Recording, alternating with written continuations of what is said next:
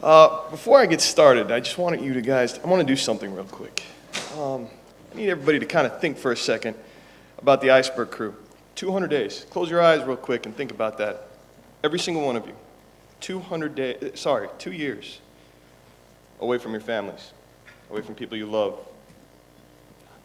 Conditions are pretty crappy. Told what to do, put a rifle to your head, shot at a couple of times, scared daylights out of you. It amazes me how many ship owners and ship management companies I talk to, and the end of the conversation is the crew, not the beginning of the conversation. The beginning of the conversation usually is my vessel, my cargo, my money, security teams, the U.S. Navy's not doing enough. But the crew kind of comes at the end. And from a naval officer's perspective, I think that's a little bit messed up. I don't know about y'all. And I applaud people that are trying to bring awareness to this issue. It's not about the vessel. If you didn't have a crew, that vessel will never sail. So just keep that in mind, please. All right. My name is Lieutenant Musaad Allaban. I'm a naval officer with the Maritime Liaison Unit in Naples, Italy. My colleague, Lieutenant J.G. Larkin Jones, brand new to the office, so please direct all the questions to her. And I'll make this real quick. Where's the clicker? All right. There we go. Quick snapshot of the shipping lanes. It's a big sea out there. And I put this up to illustrate that the global shipping market is global. Comes with its own global challenges, and the only way to respond to it is in a global fashion. It's not stovepiped. It's not maritime security companies. It's not insurers, although sometimes you want to blame the insurance. It's not regulators. It's not the U.S. Navy. It's a global solution, and the only way that'll happen is coming from people like you in this room. So, why do I exist, or why does the Navy exist? Or why does the Maritime Liaison Unit exist? Actually, I'm missing some slides here, so let's make sure they're there. Okay, good. So why did the Navy create the Maritime Liaison Unit? Maritime Liaison Unit existed to do exactly what this slide says, bridge the gap between the maritime industry and the U.S. Navy. Why does the U.S. Navy care, or why am I employed as a naval officer right now in this position? Simple. If the U.S. Navy doesn't have to deploy a vessel because the commercial industry is doing what they have to do, the Navy just saved itself a couple million, actually more than a couple $1 million. And given the election, yeah, that's a good thing. So, our office is in Naples, Italy, and we were established in 2009. Our area of responsibility for my office and Larkin's office, we cover both Europe and Africa. A huge area of responsibility, a very important area of responsibility, and that's why I'm usually in Greece every month or other month. That and the nice weather, just don't tell my boss. So, our main goal, I work directly for a commander, a 05 in the U.S. Navy, Commander Bill Jones. He works directly for a 4-star admiral. That is my chain of command. I go directly to the 4-star admiral. What does that mean to you? That means when you come talk to me and tell me about your problems, they get heard. Sometimes they might not get actioned against. That's above my pay grade and 4 stars ahead of me. But they do get passed out to the chain of command, and your word does go up there. Oh, so why? Who cares? Facilitate cooperation and exchange of information. Since we're doing this job, we're working this job for about 2.5 years now, I've realized that the maritime industry is so stovepipe. Everything is kept tight, kept hidden, kept to yourself, and it's not shared. And that's a bad thing. We learned our lesson in the U.S. with 9/11. It's a harsh example, but that's really what happens when you stovepipe the information and you don't share the information. So, we do have a global reach.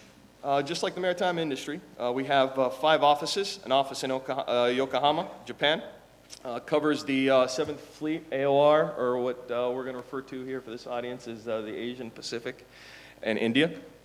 We also have our main office is in Marlow in Bahrain, and they were established in the 70s, and they're responsible for the Middle East. So they're the ones primarily that are interacting on a daily basis with the forces. With CTF 151, am I right? Yeah, CTF 151 on a daily basis. We also have an office in Miami. I am very, very jealous. They handle the Caribbean, Latin America.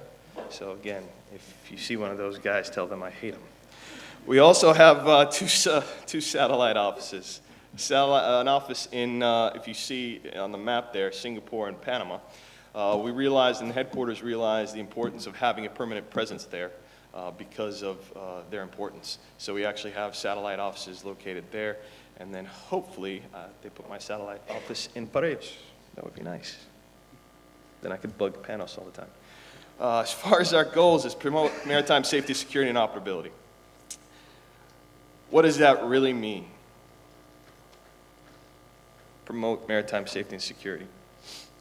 I could only talk about it. The maritime industry has to take action. You can only talk so many times. You can only have how many conferences per year about piracy, about maritime safety, about environment protection. But if the industry itself is not taking action, then something's wrong. What we also do, we're heavily involved in, is maritime domain awareness for the Navy. What does that mean? That means the information that we receive from the industry goes back to the Navy. It goes back confidential. Your name, your company name is not reported back. The sole reason is to give the Navy an understanding of what's actually happening on the seas. The Navy's done a okay job. If everybody looks back at the history of the U.S. Navy, was established to keep sea lines of communication and sea lines of trade safe. We've kind of migrated into power projection, for good or worse. You can argue it. I'm not here to do politics.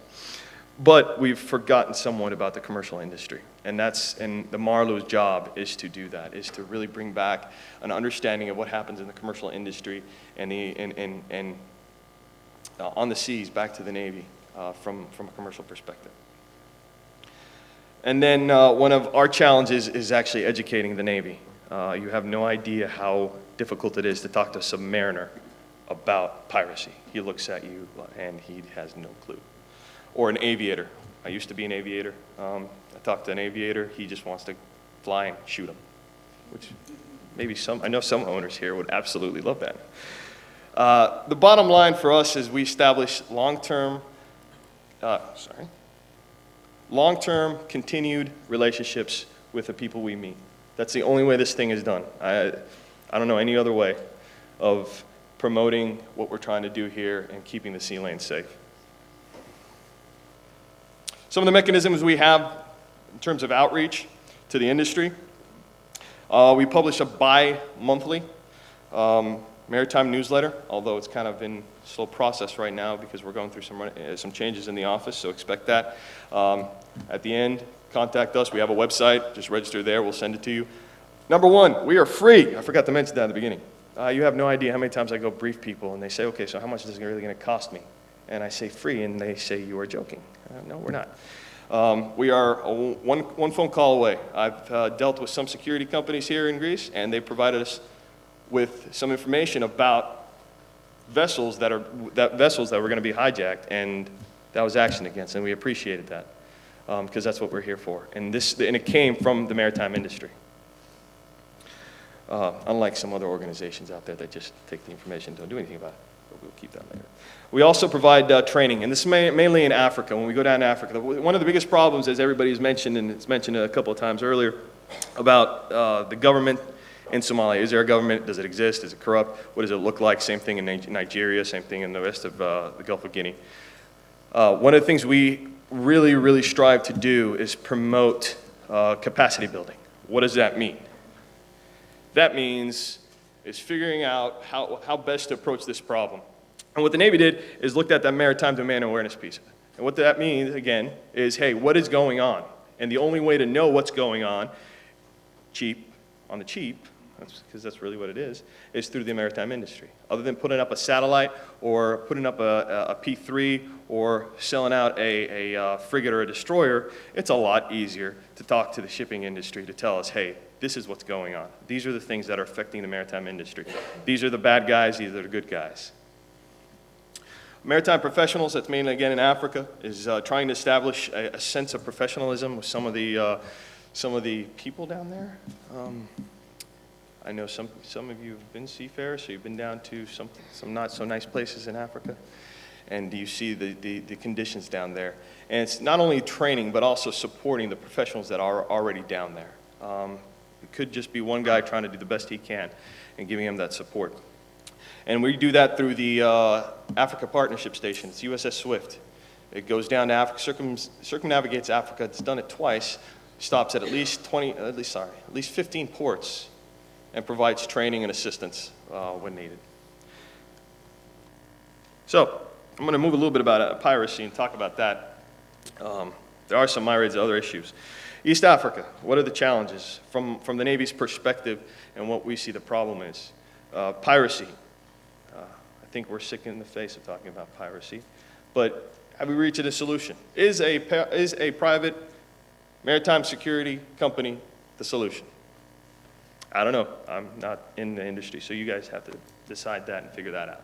But what the Navy sees, and what we've been saying, is that it is highly recommended that you use a privately operated maritime security company.